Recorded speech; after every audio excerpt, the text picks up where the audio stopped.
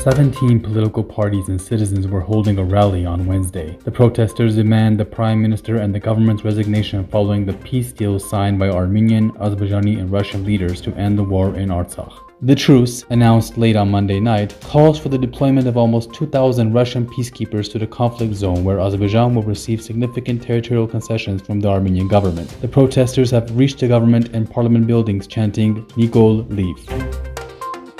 The participants of the rally were detained half an hour before the start of the event. The detainees were shouting that the Prime Minister is a traitor. A number of public and political figures have been detained as well. In particular, the police have detained Chair Garnik Isagulian of the National Security Party and Ruben Melikian, Legal Path NGO co-founder. A total of 129 citizens have been detained. However, as of 3:30 p.m., 41 of them have already been released.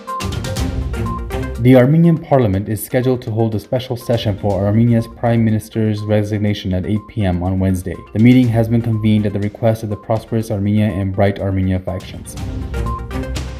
Over 400 Russian peacekeepers from 15 separate peacekeeping brigades have already arrived at the Nagorno-Karabakh conflict zone. A total of 1,960 servicemen, 90 armored personnel carriers, and 380 vehicles and special equipment will be transported to deploy a peacekeeping force in the Karabakh conflict zone. In the meantime, the Russian Defense Ministry has provided RIA Novosti with a map for the peacekeepers' deployment. Some of the peacekeepers arrived will create 16 vantage grounds along the length of the line of contact and the Lachin corridor.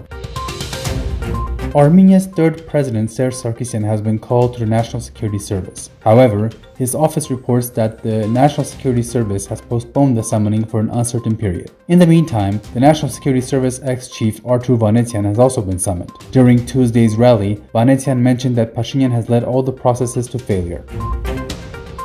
Commander of the 3rd Army Corps of the Armed Forces of Armenia, Grigory Khachaturov, has reportedly submitted a letter for military discharge, 1:68 a.m. reported. President of Turkey Recep Tayyip Erdogan says he has hopes for the same fair peace in Syria as in Nagorno-Karabakh, RIA Novosti reported. Erdogan added that Turkey is ready for closer cooperation with Russia on the future of Syria.